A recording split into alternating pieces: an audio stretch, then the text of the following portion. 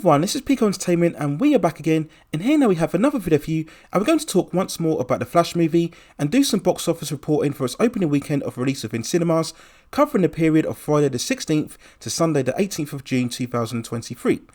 Now there could be spoilers in this video for the movie itself, so just beware, but you can check out both my non-spoiler and spoiler reviews of the movie, and I'll leave some links within the description. So then we'll get straight into the numbers for the weekend. And this was not good news at all for Warner Brothers. Within US cinemas, over the 3-day weekend, the film made approximately around 55 to 60 million, though it was enough to claim the number 1 spot from the previous holder, Spider-Man Across the Spider-Verse, which drops down to number 3, with the latest Pixar animation Elemental taking the number 2 spot. Now, the 4-day projections hold the take for the film at around 70 to 75 million, but that will be confirmed later on throughout Monday. Internationally, the film performed better, grossing around 75 million, leaving the global tally for the film at around 130 million. So what do these numbers mean? Well, I suppose one bright spot is that it will at least make more money than the 132 million that we saw from Shazam! Fury of the Gods earlier this year. That's one positive, I suppose. And the fact that it did take the number 1 spot is perhaps the only other positive that we could garner from this weekend performance. Everything else, without being overly hyperbolic, is simply a disaster. For a superhero movie budget of around 200 million plus marketing, the fact that Michael Keaton was brought in to provide that nostalgia boost, these weekend results have been horrific to say the least. Now there's been so much debate and scrutiny and narrative around this project that originally was meant to be released around 2 to 3 years ago, and all that conversation will continue as we further the inquest into this box office failure. There's a whole multitude of factors as to why this film has underperformed. So when we go through the reasons then, I think for me, the biggest one is that we are simply looking at a damaged brand of DC. The fact is that the DC Cinematic Universe just hasn't connected with the general audience the way that it should have done.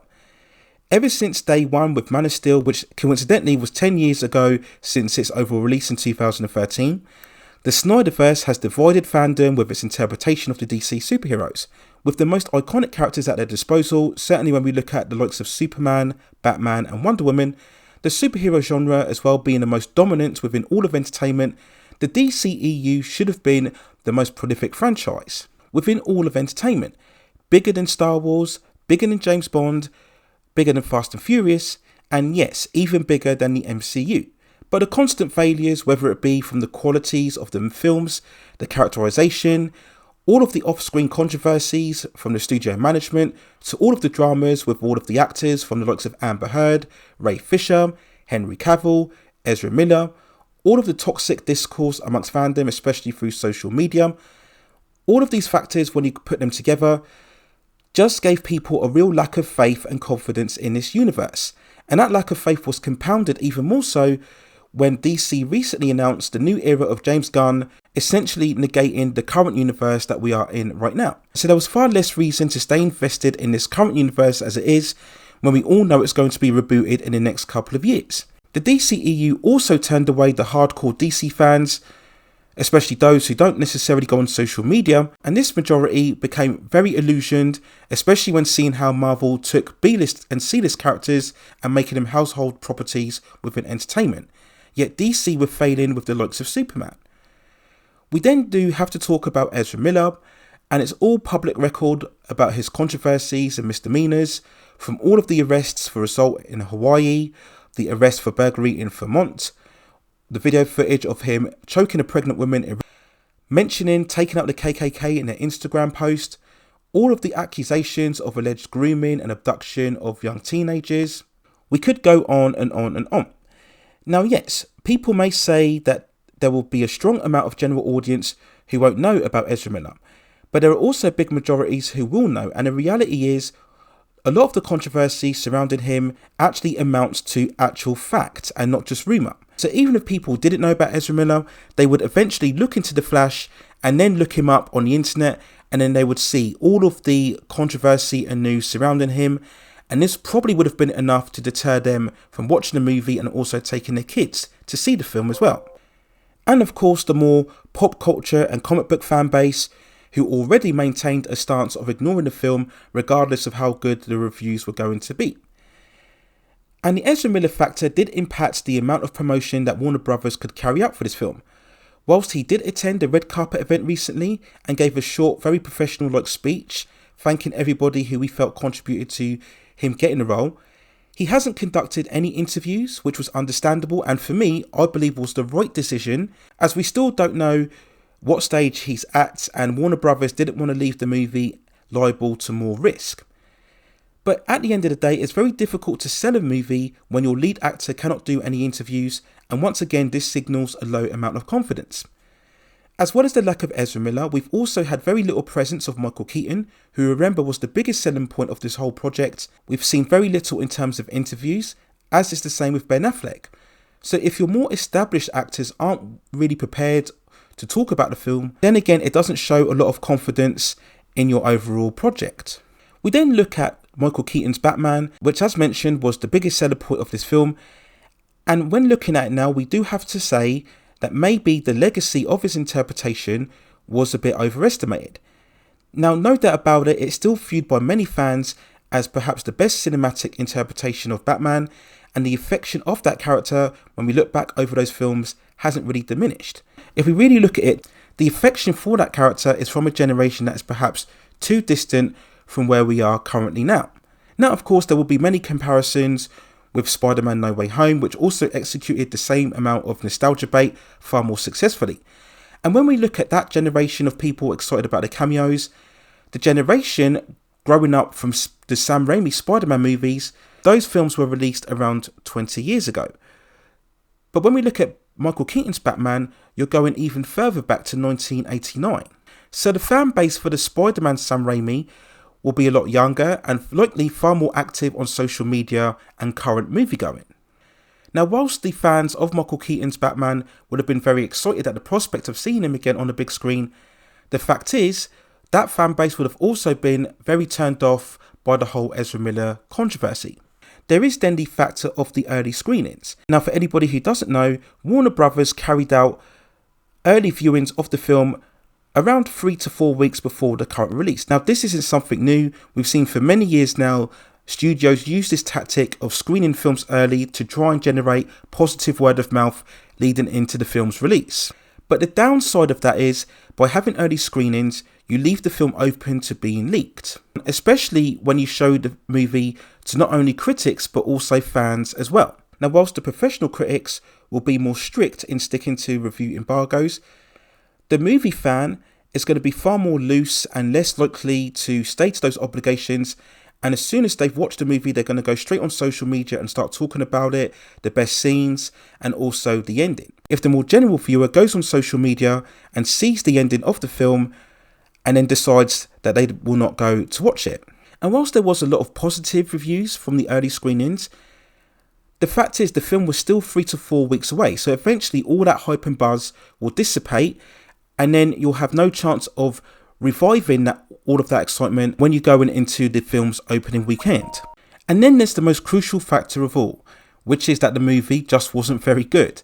Now, I know that's subjective to opinion, and I did mention before that it did get a good share of positive reviews through the early screenings. But when we came closer to the release, more and more negative reviews were starting to come through, which affects the word of mouth, of course. And these reviews also negated the more hyperbolic statements about The Flash being the best superhero movie of all time, which, if we're being honest, a lot of these statements were being said through obligation or to gain access or favours within the industry.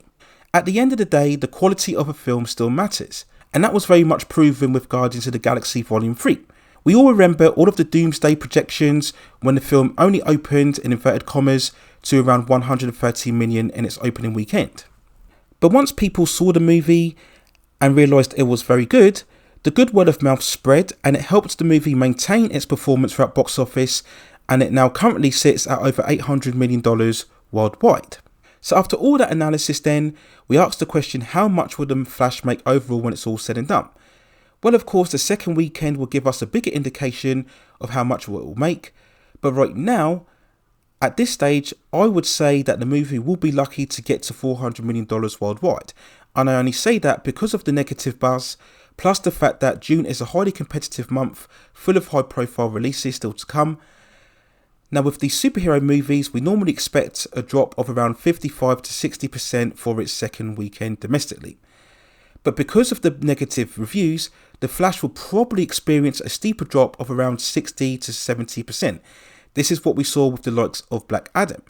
And when we mention Black Adam, which made a total of 391 million overall, we're probably going to look at the same projection for The Flash. And if general consensus deemed Black Adam to be a flop, then absolutely The Flash is definitely going to be a flop as well. Now, of course, if we want to be more positive, we could say there is a chance that maybe overseas the film could catch fire and build a certain momentum. And that's been commonplace certainly within the last 5 to 10 years, where a film has perhaps underperformed in the US market, but it's been able to save itself by doing great numbers overseas. But I really can't see that scenario with The Flash. I think, again, it's going to signal another down point within the current DCEU. And when we look at all of the previous failures from the likes of Black Adam, Shazam Fury of the Gods, Birds of Prey, and the Suicide Squad sequel directed by James Gunn, it all really now just confirms what we already knew, that the DCEU has been a massive failure in terms of a superhero shared universe. And at this stage, and I've always felt just after the Justice League from 2017, that what should have happened is that we should have seen a complete stop in all of the DC live action cinematic content. And what should have happened is that we needed to have a 4 to 5 year break. What needed to happen back then, and even more so now, is that we really need to see a 4 to 5 year break from all cinematic content, and everybody involved within DC really needs to get together and do some soul searching and ask themselves, do they really care about these characters? Not just from a financial perspective, but from a creative perspective. Do they have an understanding of what these characters stand for and how they connect truly with audiences? Now, if they don't have an understanding, if they don't have a real passion, then don't do a cinematic universe. Just carry on doing your Batman movies. As we all know, Batman is the sacred cash cow of DC. He's the character that they care about the most. So just carry on doing Batman films and leave all of the characters alone until you come across people who are very passionate about these characters. That, for me, is the only true way that we will see a potential successful DC cinematic universe that could rival the main success that what we've seen from the Marvel Cinematic Universe, certainly over the last 10 to 15 years. So those are my overall thoughts and feelings, and look back on the opening weekend box office numbers for The Flash. Let me know what you think in the comments below. If there are any other factors that you think I've missed in analysing this box office underperformance so far, then let me know in the comments so we can have further discussion.